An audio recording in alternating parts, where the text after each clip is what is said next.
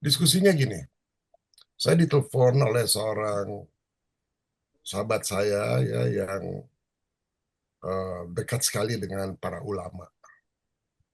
Ya, dia cerita ya, kayak begitu. Sudah itu Egy Sujana telepon dia bilang bentar ya bro ya, telepon, gue udah sampaikan. Tapi gue nggak bisa menyampaikan seperti you, dia bilang gitu. Bisa nggak? Yuk, ntar jam 3 siang Egy sama gue pergi ke Prabowo. Gitu. Bisa nggak? Yuk yang jelaskan nanti. Gue bilang lu aja yang jelasin. Penjelasannya sederhana. Gue bilang ini nanti penjelasannya nanti gue mungkin Zoom hari Rebo sama teman-teman. Saya bilang. Nah, you lihatlah diskusi teman-teman di situ. Ya, itu kan merefleksikan pikiran-pikiran kita yang udah secara rutin ya diskusi mengenai hal seperti itu. Penjelasannya saya mulai dengan penjelasan Parat tadi yang Wawan lakukan pendekatan bahwa energi semua itu potensial ya. Kemudian ada satu lingkungan membuat dia jadi aktif. Lalu respons terjadi aktualisasi seperti ini. Karena dia seorang inilah educated dia seorang S2 dia. Nah, sekarang kita transmutasinya mau gimana, Bro?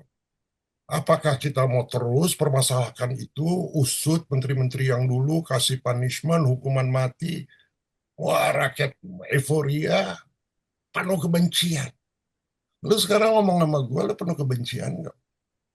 Marah, dia bilang. Iya, tapi marah lu apa? Ya, karena gue cinta sama Republik Indonesia. Ya, tapi nada lu nada marah, rasa benci. Gimana kalau lu udah melakukan itu dengan cinta? Ya, you cinta sama orang-orang yang ribut karena mereka nggak ngerti, kesadarannya rendah. Ya, karena mereka masih bodoh. Karena mereka belum tahu. Kayak guru gue SD itu nyuri kenapa? Karena terpaksa. Bisa nggak dengan rasa cinta? You transmutasi itu dengan rasa cinta. Solusinya gimana, Detan? Iya, nanti kalau lu ketemu sama presiden, sama Egy berdua, Egy kan terkenal. Dia bilang sekarang Prabowo lagi kasih angin nih kepada aktivis-aktivis ini, lagi kasih angin. Wah, mereka mau seperti itu. Saya ingat ya, peristiwa waktu Pak Harto diturunkan. Karena saya waktu itu ada di situ, saya hadir di situ. Ya. Saya tahu apa yang terjadi detik demi detik. Nah, waktu itu ada namanya tim rekonsiliasi yang dipimpin oleh Nurholis Majid. Pak Harto menyampaikan, kalau saya bertahan terus gimana? Lalu disampaikan oleh salah seorang sih, Pak, kalau Bapak terus seperti ini, keluarga Bapak akan habis. Gitu. Lalu Pak Harto mengatakan, berpikir ya, dia lagi berpikir sebelum dia ngomong, Nurholis Majid dengan kasarnya, dengan bahasa Jawa yang sangat kasar, mengatakan, udahlah, yuk baca aja tuh, udahlah, yuk, pokoknya kasar banget. Dengan penuh kemarahan, Nurholis Majid ngomong begitu. Pak Harto berubah pikiran tuh. Tadinya dia udah lega gitu ya, udah legowo. Dia bikin apa coba? Dia panggil Pak Wiranto. Ini Super Semar. Aksanakan ini. Ini bayangin kalau Pak Wiranto jalanin itu Super Semar, negara kita lebih kacau nggak? Ya. Itu Pak Wiranto ada yang mempengaruhi supaya dia jangan lakukan Super Semar itu. Lalu Pak Habibie ke Pak Harto kan ngamuk-ngamuk. Dia bilang, wah saya selama ini dianaktirikan terus. Kata Pak Habibie manja. Ketika Pak Harto lihat Pak Wiranto nggak mau menjalankan Super Semarnya, dia bilang ke Menteri Sadila Mursid, coba bikin pengunduran diri saya ganti sama Pak Habibie. Itu tau nggak, Pak Habibie waktu jadi presiden 50 kali mau ketemu Pak Harto nggak mau, sakit hati. Nah, jadi cara penyampaian itu juga jadi penting ya.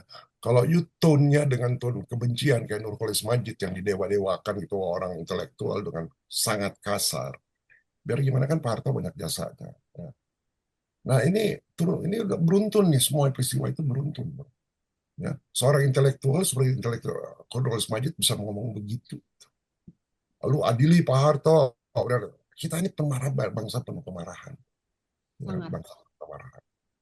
Nah, saya ngomong gitu ya. Saya bilang nanti saya rekam pembicaraan ini dan nggak akan gue edit biar dia dengar, ya biar itu dibawa ke Pak.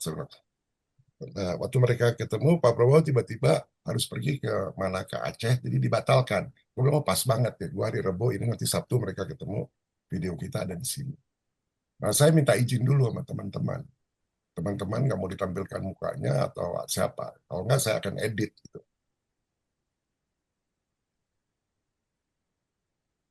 Monggo, Prof. Seadanya aja, Prof. Saya nanya, Kang. Ya, itu kan baru Tanya aja. Ya, Prof dah ngambil kebijaksanaan di situ. Daniel gimana? Ya, saya setuju sih itu, Prof. Jadi eh, meskipun ekspresinya kemarahan, tapi yang nggak perlu juga sampai kayak tadi itu yang Prof bilang itu gitu. Ya, Karena itu akan mempengaruhi psikologi lawan bicara, bukannya malah konstruktif. terpengaruh untuk menjadi baik, malah nanti kontradiktif. Ada responnya kebalikan dari yang kita harapkan gitu. Oke. Saya memberikan usulan gini ya, Pak Edi. Pak Hashim gimana, Pak Hashim? Nggak apa-apa. Atau mau diedit, Pak Hashim? Mending kasih Apa mentahnya, adanya Prof. aja, Pak. Ya, Apa adanya. adanya ya. Oke. Iya, Jadi saya mengusulkan gini ya. Ini kan ada kebencian terhadap oligarki luar biasa, betul? betul. Betul. Ada kebencian terhadap orang kaya, ada kebencian terhadap pejabat, lalu pokoknya ada kebencian terhadap bekas pemimpin kita, Pak Jokowi, lepas dari kita suka atau nggak suka sama dia, ini intinya kebencian, bro. Kemarin diskusinya yang ditanyakan oleh AR, kebencian itu apa? Kebencian itu absennya cinta. Itu aja. Negeri ini udah absen cinta. Saya bilang gini ya, kalau saya jadi Pak Presiden, saya akan minta tuh para oligarki itu menunjukkan cintanya sama Republik Indonesia. Contohnya gimana? Ini ada orang terkaya di Indonesia yang punya pabrik rokok. Siapa? Budi Hartono ya. Budi Ya. Hartono, orang terkaya di Jawa Tengah. Uangnya itu tahu berapa, bro, kekayaannya, bro? 85 billion dollar, bro. 85 billion dollar. Anaknya yang tertua namanya Victor Hartono, sekarang diperiksa sama kejaksaan karena dia katanya menyelewengkan pajak. Dia punya anak juga yang kedua namanya Michael Hartono. Kira-kira orang kaya ini, saya ambil satu contoh ya, takut nggak masuk penjara? Takut lah. Kalau sekarang saya sebagai presiden, saya panggil tuh Budi Hartono, anak lu mau dimasukin penjara tuh sama jaksa gua tuh, mungkin hukumannya 15 tahun tuh. Pak, Prabowo tuh sudah mengeluarkan apa tuh yang untuk si Tom Lembong sama siapa tuh, Polisi, amnesti Rehabilitasi, ya. Prof. Ya, yang luar apa tuh, kayak amnesti gitu ya, ya ya, amnesti. Rehabilitasi. rehabilitasi. Efeknya kalau dia kasih rehabilitasi kepada si anaknya Budi Hartono kan jelek, betul nggak? Jelek. Ya, karena dianggap nggak bayar. Tapi kalau dia bilang gini, you udah menikmati hidup lu sekian lama, you punya 8 billion dollar. Tolong lu kasih 50 billion dollar untuk nih masyarakat yang sekarang kesusahan. Masyarakat yang hilang rumahnya. You sudah juga memanfaatkan karena dia juga punya bisnis hutan. Dia panggil juga lah konglomerat yang lain yang uangnya diambil atau nggak lu masuk penjara. Persis seperti Nabi Sulaiman pada waktu ada dua ibu, ya, ada satu punya bayi, dua, terus satu bayinya mati, ibu yang satu mengatakan itu bayi saya, yang satu mengatakan bukan, itu bayi saya. Lu tahu nggak Sulaiman bikin apa? Dia bilang mana bayinya, belah belah dua, dia bilang. Ketika mau dibelah, ibu aslinya bilang nggak usah, kasih aja ke ibu yang itu. Sulaiman tahu di situ, oh ini ibu yang benar itu, ngerti nggak? Ya dia harus ada gitu-gitunya gitu loh, maksud aku, trik-trik kayak gitu. Dia kasih tuh 50 billion dollar. 50 billion dollar itu berapa triliun tuh? Dia panggil lagi Sutanto Hartono. Lu dan ya, menurut you lebih efektif mana? Kita penjarain itu oligarki-oligarki 15 tahun terus kita puas, atau kita ambil duitnya, kita membangun, nggak pakai APBN lagi. Based on love. Yang terakhir, Prof. Nggak tahu, itu you. Ya menurut saya ya Yang lain. Ya. Itu musyawarah mufakat menjadi termanifestasi, bro. Kira-kira solve problemnya untuk financingin masalah bencana alam ini enggak? Kira-kira rakyat-rakyat yang kehilangan rumah bisa dapat rumah yang layak enggak? Ya, bro. Itu baru satu berat, bro. Tapi Prof, sifat dasar manusia, they love their money more than anything. Kalau nggak masuk penjara, itu aja. They love their money or they love their freedom. Mereka kan coba sejuta cara untuk nggak masuk penjara. Gini, di penjara aja, aku nggak usah sebutin namanya. Secara resmi dipublish masuk penjara, tapi bikin rumah di depan penjaranya. Jadi tiap hari dia di situ. Karena itu momen dalam keadaan biasa-biasa saja. Ini kemarahan rakyatnya udah luar biasa. Nggak usah jauh-jauh. Anak gua kawin sama orang Indonesia keturunan Cina. Anak gua kandung. Udah panik, Pap, keadaan gini gue lari aja ke Singapura. Kebetulan lu anak gue, lu masa lari ke Singapura. Apalagi orang-orang Cina, bro. Ngerti nggak? Mentalitasnya. Coba, tadi Firya udah kasih contoh. Kira-kira kalau presiden yang ngomong nurut nggak mereka? Menurut, bro. Ada solution lainnya. Iya, kalau Karena nggak untuk membiayai ini, bro, nggak ada APBN kita. Termasuk kasih makanan anak gratis 75 triliun. Ya bebanin 75 triliun cuma berapa? 700 juta dolar cuma buat mereka. It's nothing. Kumpulin tuh 30 konglomerat tuh semua. Yang sudah mengambil semua harta kekayaan kita. Jangan dipunish. Punishnya itu. Seperti kata Firya, mereka lebih cinta sama uangnya daripada. Tapi gua rasa mereka lebih cinta sama freedomnya. Ambil uangnya. Dengan segala macam cara. Solve problem. Benar, Prof. Mereka masuk Kalau penjara. masuk sih, Prof, kalau bicaranya menggunakan rasa cinta dan kasih itu kayaknya sih masuk, Prof. Karena saya pernah mengalami, Prof, di awal di tesis saya kan kerjanya gini, di listrik dengan pelanggan gitu. Saya PDWDL-nya atau sidak-sidak orang yang gini yang mencuri listrik gitu. Di pola awal tuh saya pakainya kekerasan gitu, istilahnya bentak, mengancam gitu karena mengancam ke penjara gitu. Jadi di lapangan itu sering terjadi gini benturan antara saya dan pelanggan gitu. Nah di saat sekarang ini saya menggunakan kasih gitu. Dan saya ngomongnya dengan santun, dengan bijaksana gitu. Jadi pelanggan itu seolah-olah menerima dengan kesalahannya dia gitu. Dan mau membayar dan tanpa ada benturan dan kemarahan di sana. Justru dikasih minum gitu. Beda polanya dengan kemarahan yang di awal sebelum ada kesadaran diri saya gitu. Seperti itu, Prof. Ya. Ini ya, kita kan benci sama oligarki rakyat Indonesia banyak. Kira-kira kalau oligarki ini 30 konglomerat, Aguan, CS, 8 naga atau 9 naga dong. Sekarang mereka bilang mereka akan membantu rakyat di situ, mereka kasih asetnya, and so on. Kira-kira ini presiden yang minta nih ya. Kekuasaan satu orang itu bisa merubah tuh semuanya. Tapi base-nya bukan membantu. Kira-kira si oligarki ini sekarang, mereka tenang hidupnya nggak tenang kan mereka. Mereka tahu nih rakyat bakal. Tapi kalau mereka lakukan itu, akan ada perdamaian, bro. Antara rakyat yang benci dan mereka, iya, gua bayar. Rekonsiliasi ala Nelson Mandela. Tapi ada price yang they have to pay. Karena yang menderita rakyat kayak kita, bro. Rakyat yang kecil. Nah, ketika saya bicara gitu sama kawan-kawan itu, mereka, bro, nanti tolong diiniin ya, mulai dari sisi energi, diskusi yang kayak begini. Coba, itu maksud saya daya cipta seperti itu. Bukan itu yang selalu yang terbenar menurut saya. Menurut saya ada nggak daya cipta lain, ya, sehingga kita bisa lakukan itu. Ketika kita melakukan itu, usulan Daniel sama usulannya Novan, ya kita bedah kesalahan di masa lalu gimana supaya. Tapi ini keadaan udah emergensi, bro. Emergensi banget. Lu nggak lihat emergensinya.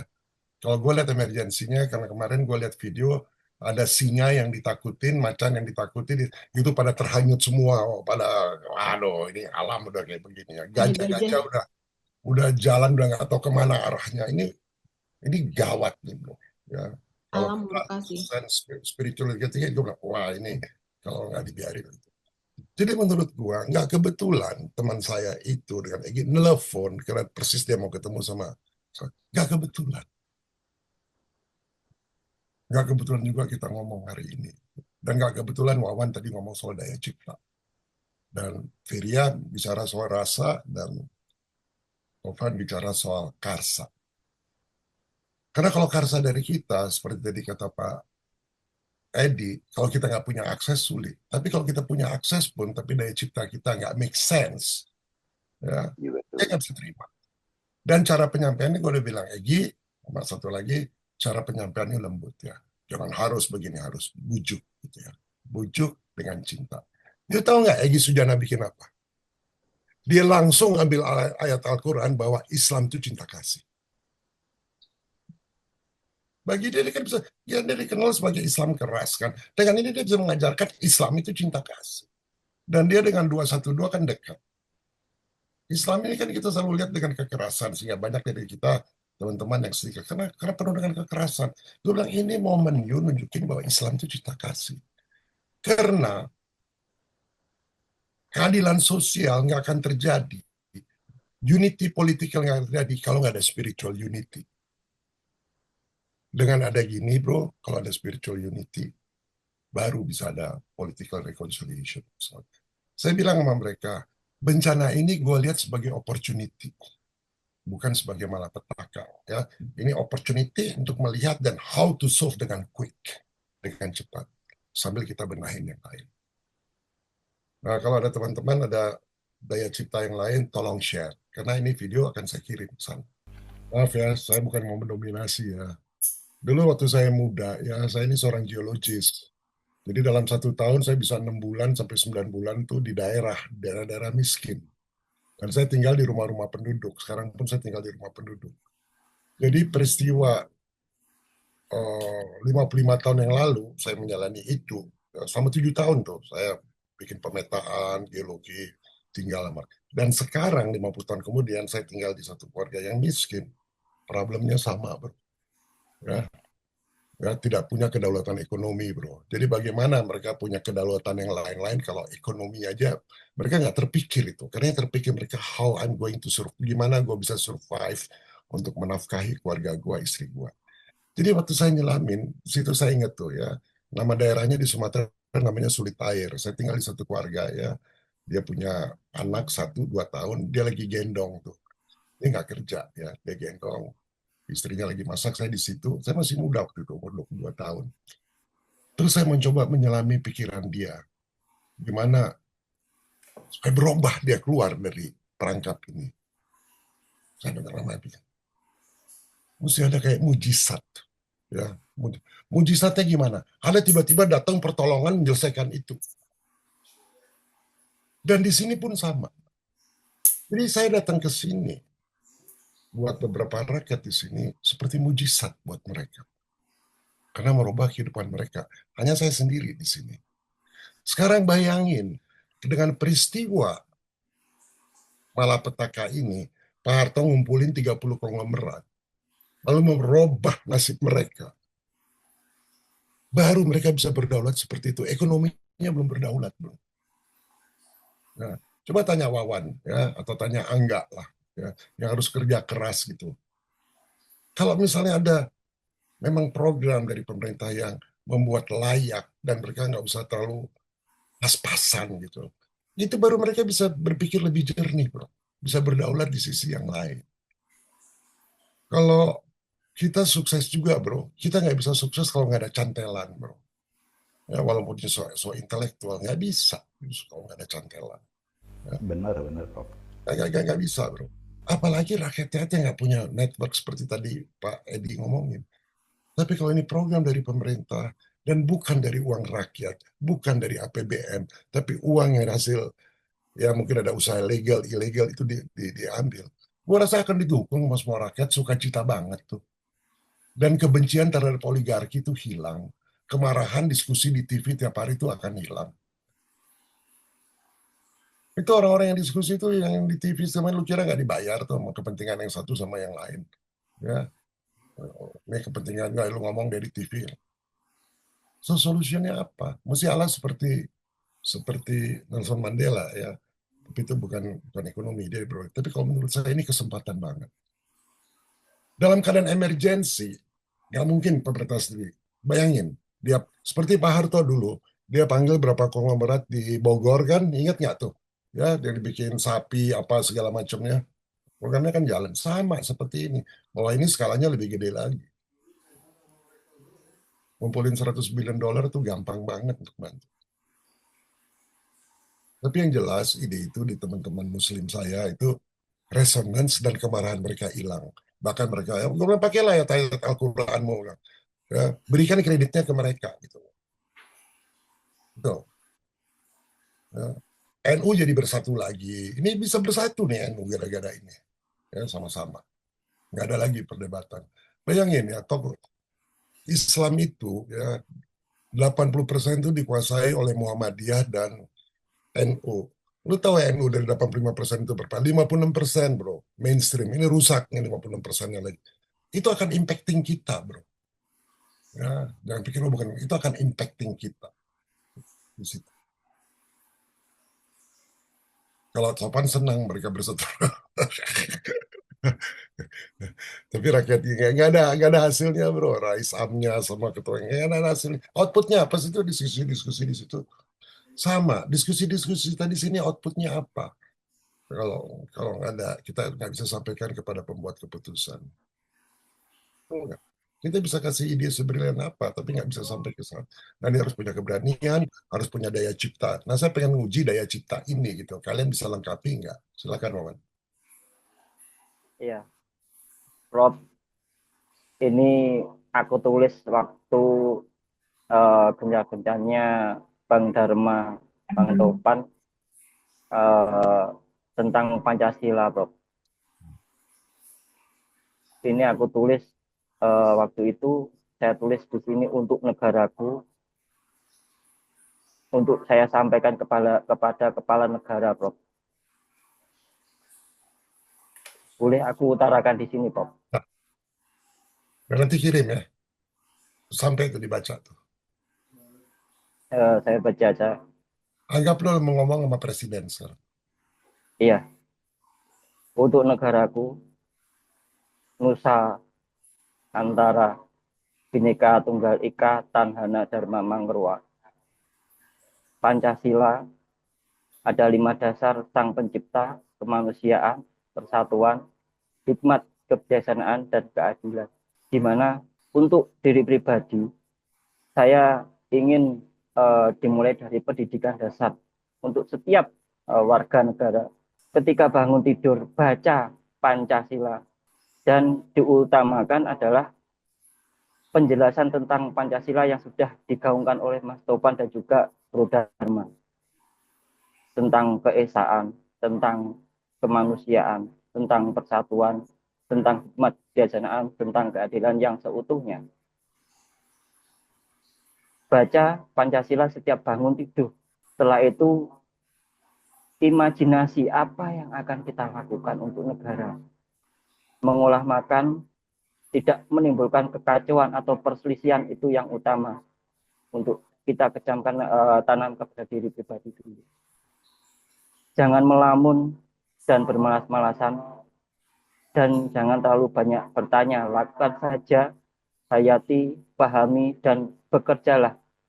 Disitulah cahaya ilahi atau percikan cahaya ilahi sang kita akan menuntun setiap langkah kehidupanmu.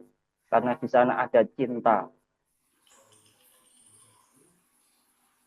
Yang keenam, itu jangan diharapkan karena sudah direncanakan oleh Sang Semesta.